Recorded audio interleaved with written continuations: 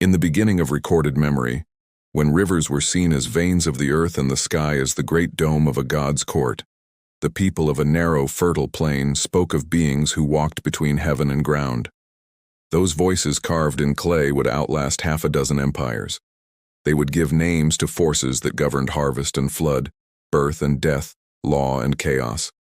They would hand to later ages a caste of gods called the Anunnaki, a phrase that would gather meanings, arguments, poetry, and centuries of guessing. To the Sumerians who first shaped that phrase, the Anunnaki were not a single entity but a company. Rulers and judges, holders of fate, participants in the cosmic administration. Over time they would be read and misread, exalted and diminished, turned into heroes of theology and, in our modern imagination, transposed into the language of machines and stars. The floodplain between the Tigris and Euphrates was a harsh and brilliant school. The Sumerian cities rose like stubborn oases, Uruk with its white temple terraces, Eridu clinging to the marshes, Ur like a crown of brick. Here the earliest known writing appeared, the pressed reeds forming wedge marks, Cuneiform. On clay they recorded kings, treaties, laws, poems, and prayers. On those same clay tablets the voices of the gods were set down. An, Lord of the Sky, Kai, the Earth Mother, Enlil, who commanded breath and wind, Enki, who kept waters and craft. And among their ranks, the Anunnaki were catalogued, sometimes as offspring of An, sometimes as counselors, sometimes as judges in the shadowed halls below the living world. Translation is a tricky craft. Meanings slide between syllables and centuries. Early scholars traced the word as a house of An, or the progeny of the sky god, or simply as the great gods. The number of them varies from myth to myth, 7, 50, a multitude. They are figures of authority. They create, they adjudicate, they decide. In the Atrahasis myth, the lesser gods, the Igigi, break down beneath labor. They toil in the canals and fields for the high gods, and finally revolt. The council of the Anunnaki decides that a new worker must be made. From clay and the blood of a sacrificed deity, humanity is shaped. We emerge as solution to a labor crisis, formed to bear toil in place of divine servants. There is in that origin a brusque economy. Humans arrive to relieve celestial weariness, not to be loved. Those same gods will, in another story, conspire to destroy what they made. In the Deluge story, echoed in fragments across cultures and folded later into the biblical flood, the assembly of gods becomes judge and executioner. Humanity's clamor irritates the divine sleep. An agreement forms to sweep mankind away. But every myth provides its dissidents. Enki is the god of craft and cunning. He leaks warning. He instructs Atrahasis to build a boat. Through that leak of knowledge, a remnant survives. The Anunnaki who adjudicate fate are not uniform. They argue, they bicker, they form factions. That fractiousness is important. The gods are not abstractions of moral perfection, but characters in a cosmic drama, jealous and wise, destructive and merciful. As time flows, cities are conquered and reconfigured. Akkad rises, Babylon ascends. Marduk becomes champion of Babylon, and the old names shift. Sometimes the Anunnaki recede into elder status, invoked more as archaic chorus than active players. Other times they remain central, the great gods of the earth and the underworld. In the descent of Inanna she passes the 7 gates of the underworld and stands before judges whose countenance is severe. The judges of the deep, sometimes associated with the Anunnaki, preside over doom and mercy, punishments and the iron rules of the nether place. The picture that emerges is complex and textured. The Anunnaki are cosmic functionaries and narrative actors, associated with kingship and legal authority as much as with creation. Centuries of dust do their work. Languages mutate. Scribes copy with human error. Epics are reshaped by new rulers who want their gods to look like their rule. Yet what we have from those earliest tablets, when pieced together, gives us a religion intimately tied to the humbling grit of irrigation and harvest. The gods are feared because the floods, the rains, the droughts, and the diseases are real. The Anunnaki hold power because they can speak the conditions of survival.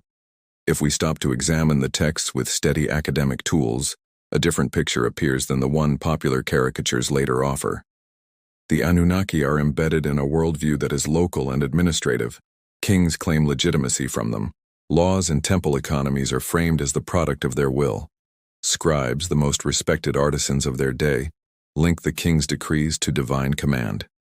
The mythic and the administrative mingle. Theology becomes governance. This is not a culture waiting for extraterrestrial patrons. It is a civilization building structures of power and meaning from irrigation, trade, and the hard labor of marsh and field. But human imagination is voracious. Millennia later, under entirely different lights, those clay tablets would be read through new lenses. In the 19th and early 20th centuries, archaeologists dug up the cities of Sumer and brought home tablets that proved the antiquity of these myths. The discoveries inspired scholarship, poetry, and, in time, modern myth-making. The raw materials, a chorus of old gods, the motif of creation from clay, flood stories, were attractors for new storymakers who read ancient names as keys to other worlds. In the late 20th century, a set of reinterpretations thrust the Anunnaki into unprecedented fame and controversy. A particular figure, an author who translated and reinterpreted Sumerian myths in unorthodox ways, argued that the Anunnaki were not gods in the metaphorical sense, but visitors from another world. He read the word Nibiru into Sumerian astronomy and proposed that an unknown planet, on a long elliptical orbit, hosted beings who came to Earth seeking resources. These beings, he suggested, engineered humanity as a labor force and left traces of knowledge, temples, agriculture, architecture, that we then took and called civilization. His book sold widely, and his ideas rippled through a culture primed for big narratives about aliens and lost knowledge. Why did such a reading find such a ready audience? For multiple reasons. The modern sensibility often loves a story of external agency. The notion that humans are the product of an interventionist intelligence is emotionally satisfying in a different way from the less spectacular fact that humans gradually learned agriculture and craft through trial and cooperation. The ancient astronaut framing promises an origin that is cinematic, star travelers, hidden planets, forbidden knowledge. It also meshes with popular technology metaphors, advanced beings leaving artifacts that seem inexplicable to their contemporaries. Combine this with the availability of ancient fragments online and on TV, and the recipe for viral mythology is complete. Yet the claim that the Anunnaki were extraterrestrials stands, from a scholarly standpoint, on weak terrain. Translation experts point out that the Sumerian language resists simple equivalence with modern technical words. Some of the alleged astronomical references are better read as mythic symbolism or as later Babylonian reinterpretations. The name Nibiru, when used in astronomical contexts, means a crossing or a point of passage, not necessarily a planet in an elliptical long-period orbit. The creative reconstruals tend to collapse metaphor into physical description. To translate Lord of the Crossing as inhabitant of an unknown planet is to leap a gulf. Nevertheless, symbols are supple. The winged disk, serpentine imagery, and kings depicting themselves as chosen by the sky. These flourished into motifs people saw as hints of an advanced contact. Archaeological oddities, like the precision of certain stoneworks or the alignment of ancient buildings with celestial objects, were seized as clues. Often, what looked anomalous turned out to be a gap in modern understanding, a lost technique rediscovered, a tradition whose logic was not yet recognized. Sometimes it was simple exaggeration. Yet the pattern of seeing pattern persists. Where plausible gaps exist, people will imagine better-suited answers than gradual human progress. Beyond books and television, the Anunnaki entered a new kind of myth economy.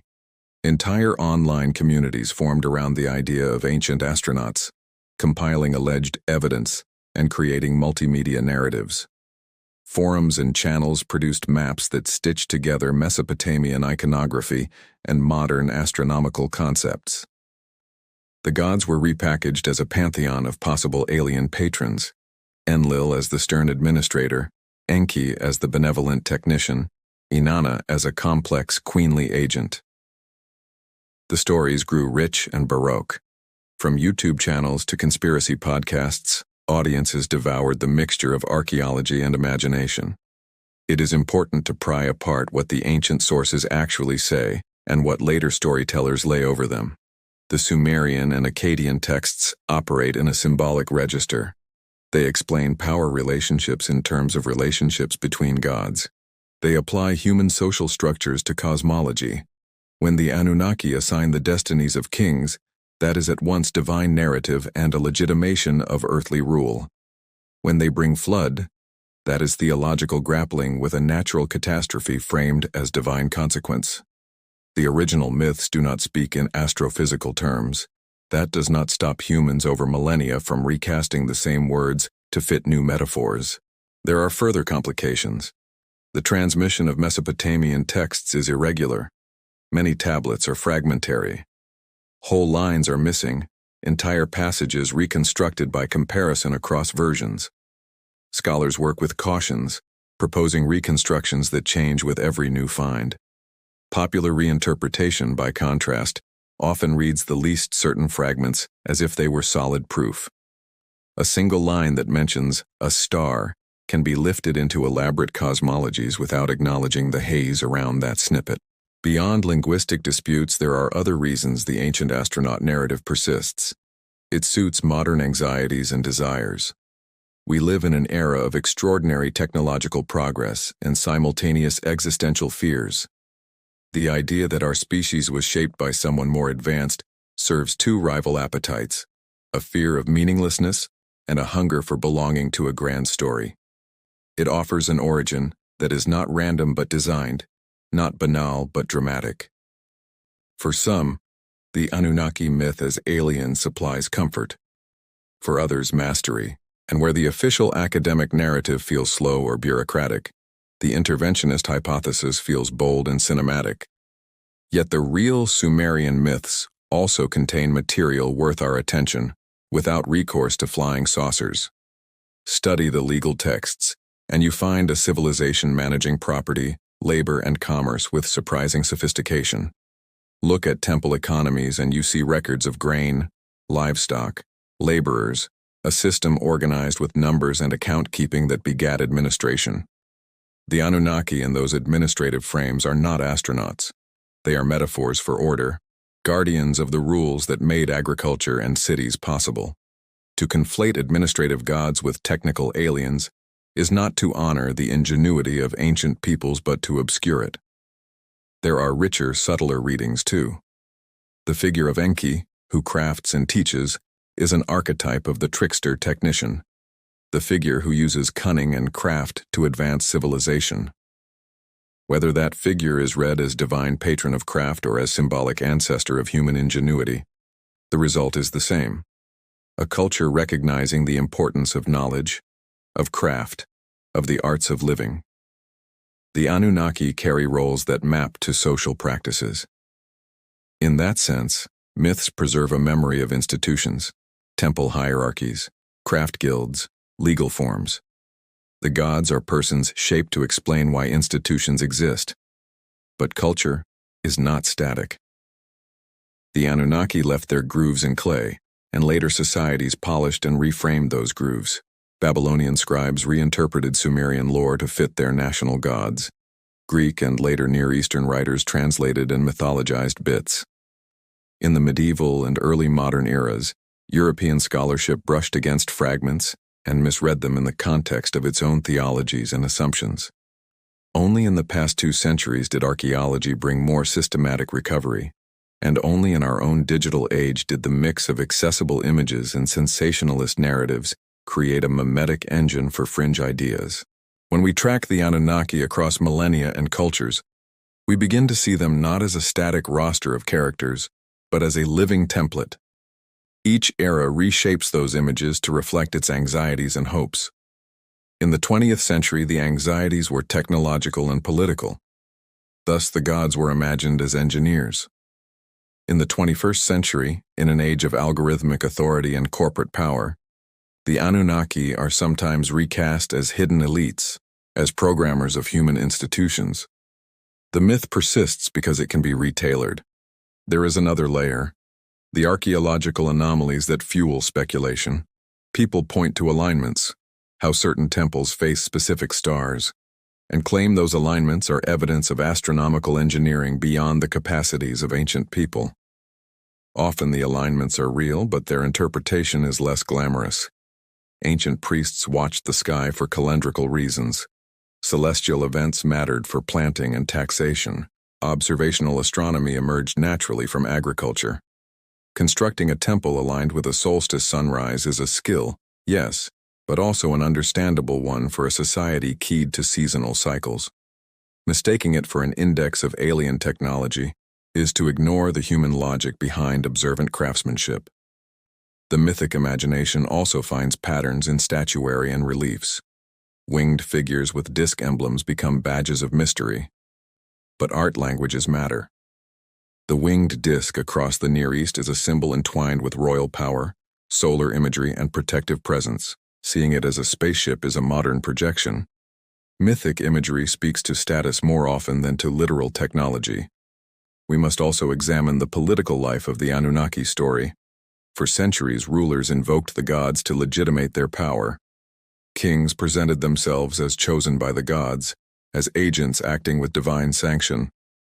The Anunnaki are not just metaphysical characters, they are instruments of governance. Laws, like those of Ur-Nammu or Hammurabi, are sealed by divine invocation. The lawgiver stands under the umbrella of divine will. The linkage of law and divinity eased the administration of complex economies. There is no need here for extraterrestrials. What is required is social imagination potent enough to link the cosmic and the civic. And yet, even as scholarship demurs, some modern researchers keep probing anomalies with rigorous methods. They ask whether certain technologies may have been lost to time, whether certain megalithic techniques point to redistributive social power not clearly reflected in settlements we have yet studied, whether bias in excavation strategies leaves blind spots.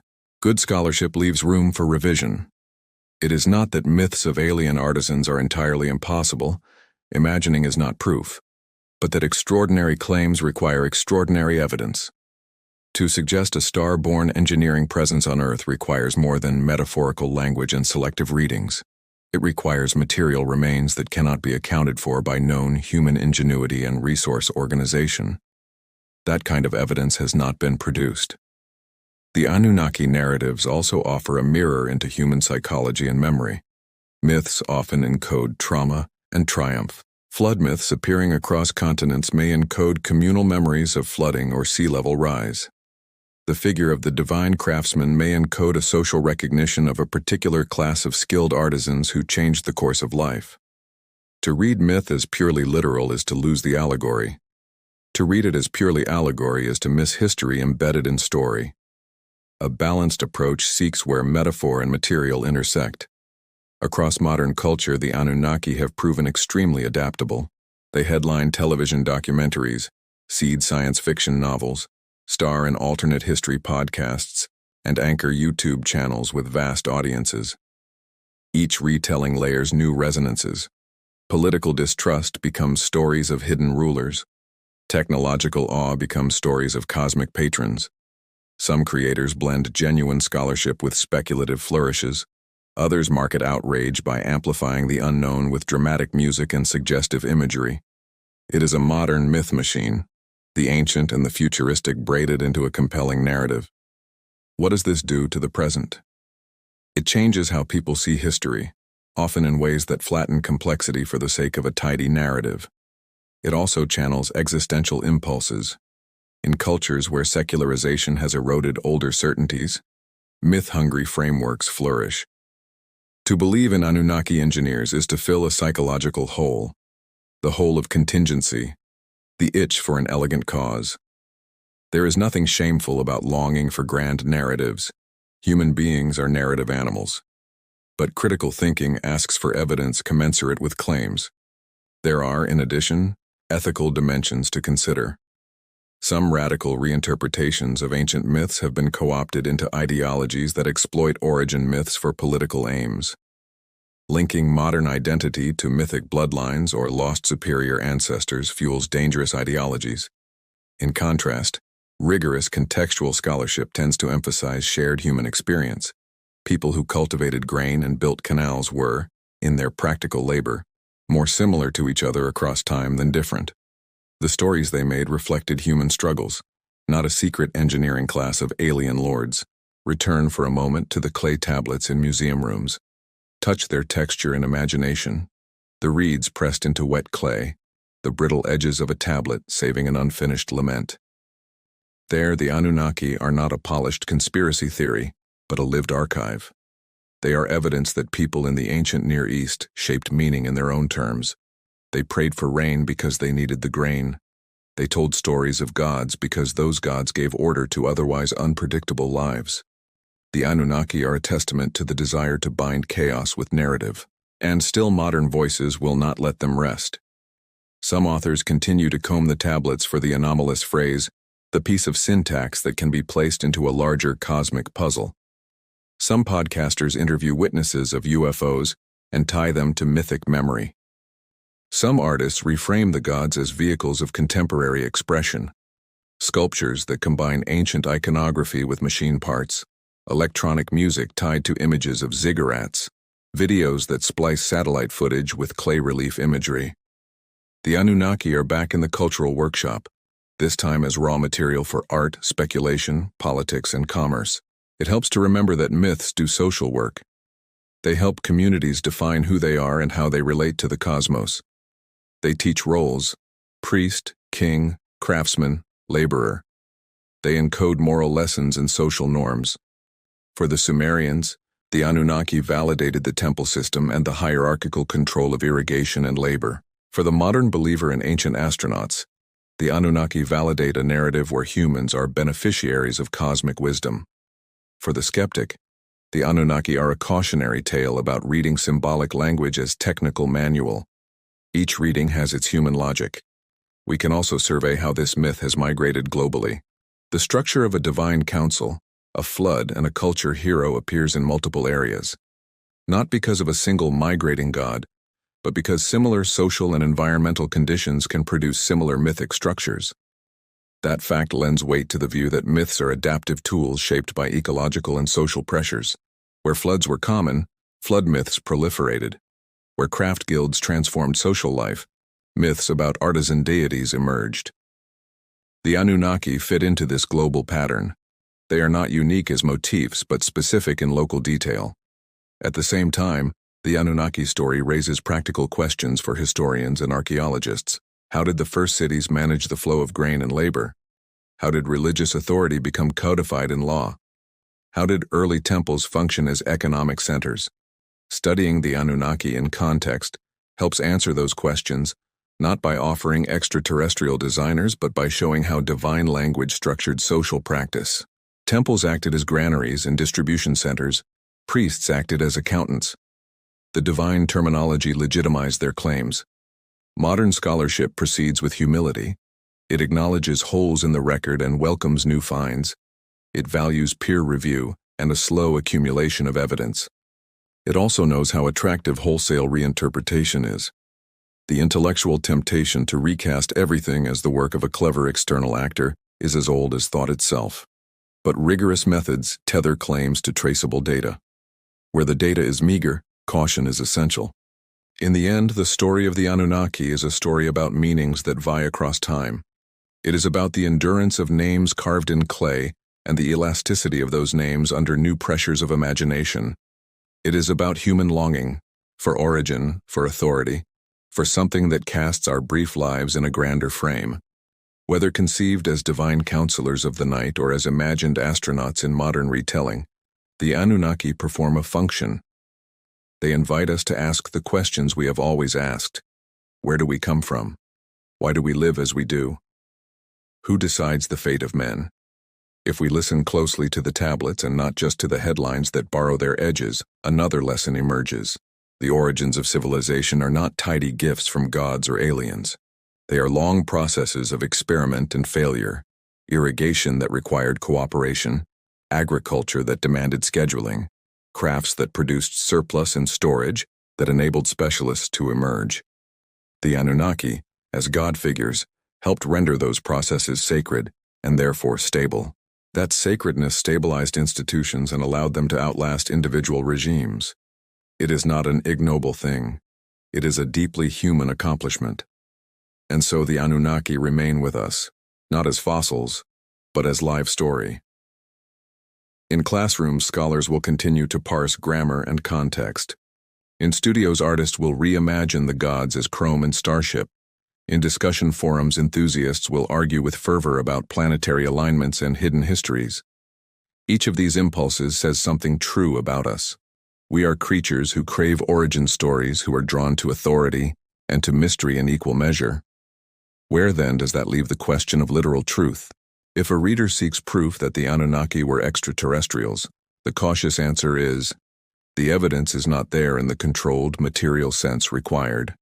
If a reader seeks a richer understanding of how early societies organized themselves and made sense of chance and catastrophe, the tablets and their myths are invaluable. If a reader seeks the emotional truth of why we construct myths, the Anunnaki offer a study in how humans make gods to order their world. History is a conversation across time. The Anunnaki were first voices in that conversation. Later ages added their own lines, sometimes clarifying, sometimes distorting. Our job as listeners is to keep both ears open, to the hard evidence and to the power of narrative. Only then can we separate what the clay actually says from what our longing would have it say. Listen to the last words carved by a careful scribe, the one who closed his tablet after a long hand filled with hymn and accounting. He lists the offerings, the grain distributed, the priests summoned, the god invoked to oversee the distribution's fairness. There is no starship in that account, only human work, fragile and monumental, and a godly rhetoric that sanctified tasks so people would carry them through drought and flood and famine. That is earthbound grandeur. The Anunnaki, from their earliest articulation to their modern afterlives, ask us to hold paradox, to honor the mystery of human imagination and the rigor of historical method together. They ask that we be wary of easy answers and generous to ambiguity. Above all, they teach patience. The patience of excavators, of translators, of citizens of a species that loves to tell stories about who we are and who we might have been. And when the story is done, when the clay is quiet and the reed rests, we are left to our own making, to till, to build, to argue, and to narrate the next generation's gods. The Anunnaki will return, no doubt, in new art, new conjecture, and new blends of myth and machine. That return is not evidence of fact, but of appetite. The appetite to belong to a narrative large enough to hold our anxieties and our hopes. That appetite will be met again and again. We will, as ever, be the ones to shape how,